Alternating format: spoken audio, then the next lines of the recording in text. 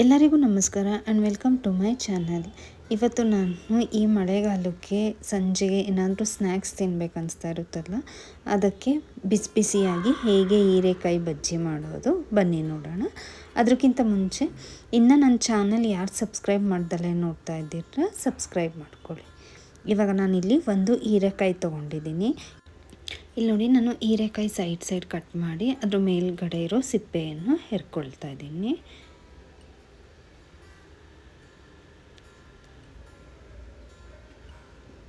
ಇವಾಗ ಫುಲ್ ಎರ್ದಾಗಿದೆ ನಂತರ ವಾಶ್ ಮಾಡಿ ಅದನ್ನು ಸ್ಲೈಸಾಗಿ ಕಟ್ ಮಾಡಬೇಕು. ತುಂಬ ತೆಳುವೂ ಕಟ್ ಮಾಡಬಾರ್ದು, ತುಂಬ ದಪ್ಪನೂ ಕಟ್ ಮಾಡಬಾರ್ದು, ಮೀಡಿಯಮ್ ಸೈಜಲ್ಲಿ ಕಟ್ ಮಾಡಿಕೊಳ್ಬೇಕು. ನೋಡಿ, ನಾನಿಲ್ಲಿ ಹೀರೆಕಾಯಿ ಬಜ್ಜಿಗೆ ಸೋಡಾ ಬಳಸ್ದಲೇ ಮಾಡ್ತಾಯಿದ್ದೀನಿ.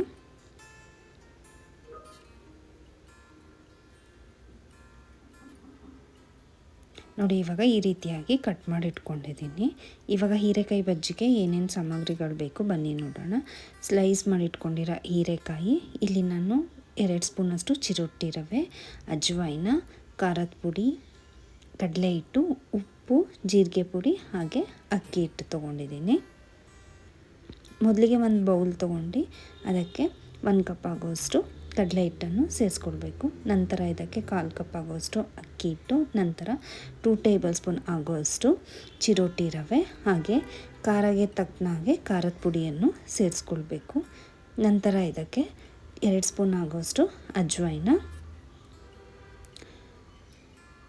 ಹಾಗೆ ಸ್ವಲ್ಪ ಜೀರಿಗೆ ಪುಡಿಯನ್ನು ಸೇರಿಸ್ಕೊಳ್ತಾ ಇದ್ದೀನಿ. ಇವಾಗ ಇದಕ್ಕೆ ರುಚಿಗೆ ತಕ್ಕಷ್ಟು ಉಪ್ಪನ್ನು ಸೇರಿಸ್ಕೊಳ್ತಾ ಇದ್ದೀನಿ.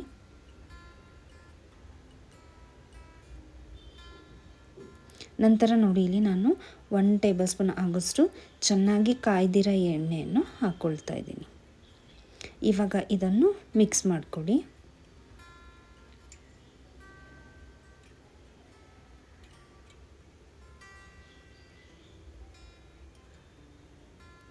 ನಂತರ ಸ್ವಲ್ಪನೇ ನೀರನ್ನು ಹಾಕ್ಕೊಂಡು ಮಿಕ್ಸ್ ಮಾಡಿಕೊಳ್ಬೇಕು. ಫಸ್ಟೇ ಜಾಸ್ತಿ ನೀರು ಹಾಕೋಕ್ಕೆ ಹೋಗಬೇಡಿ. ಸ್ಟಾರ್ಟಿಂಗ್ ಸ್ವಲ್ಪ ನೀರು ಹಾಕಿ ನೋಡಿ, ಮತ್ತೆ ಬೇಕಾದರೆ ಸ್ವಲ್ಪ ನೀರು ಸೇರಿಸ್ಕೊಂಡು ಮಿಕ್ಸ್ ಮಾಡಿಕೊಡಿ. ನೋಡಿ, ಇವಾಗ ಇದು ತುಂಬ ಗಟ್ಟಿನೂ ಇಲ್ಲ, ತುಂಬ ತೆಳುವೂ ಇಲ್ಲ. ಈ ಅದಕ್ಕೆ ನಾವು ಮಿಕ್ಸ್ ಮಾಡಿಕೊಳ್ಬೇಕು. ನೋಡಿ, ಇಲ್ಲಿ ನಾನು ಸೋಡಾ ಬಳಸಿಲ್ಲ. ಈ ಹೀರೆಕಾಯಿ ಬಜ್ಜಿ ಮಾಡೋದಕ್ಕೆ ಸೀಕ್ರೆಟ್, ನಾನಿಲ್ಲಿ ಚಿರೋಟಿ ರವೆಯನ್ನು ಬಳಸಿದ್ದೀನಿ. ಇದು ಎಣ್ಣೆ ಕುಡಿಯೋದಿಲ್ಲ, ಕ್ರಿಸ್ಪಿಯಾಗೂ ಚೆನ್ನಾಗಿ ಬರುತ್ತೆ. ಇವಾಗ ಒಂದು ಬಾಣಲಿಲಿ ಎಣ್ಣೆಯನ್ನು ಕಾಯಕ್ಕೆ ಇಟ್ಕೊಂಡಿದ್ದೆ. ಇದಕ್ಕೆ ಹೀರೆಕಾಯಿಯನ್ನು ಹಿಟ್ಟಿಗೆ ಹೆಜ್ಜಿ ಬಿಡಬೇಕು.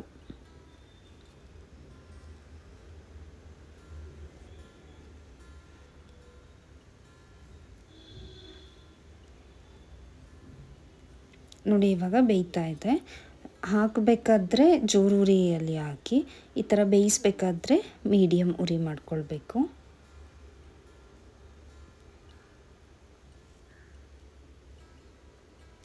ನೋಡಿ, ಇವಾಗ ಗೋಲ್ಡನ್ ಬ್ರೌನ್ ಬಂದಿದೆ.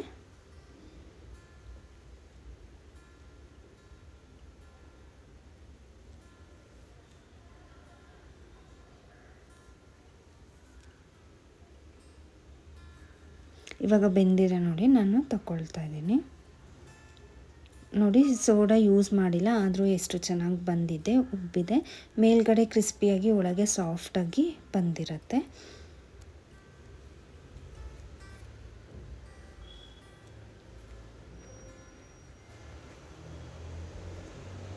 ಇವಾಗ ಇನ್ನೊಂದು ಸ್ವಲ್ಪ ಹೀರೆಕಾಯಿ ಇತ್ತಲ್ಲ, ಅದನ್ನು ಹಿಟ್ಟಿಗೆ ಹೆಜ್ಜಿ ಬೇಯಿಸ್ತಾ ಇದ್ದೀನಿ.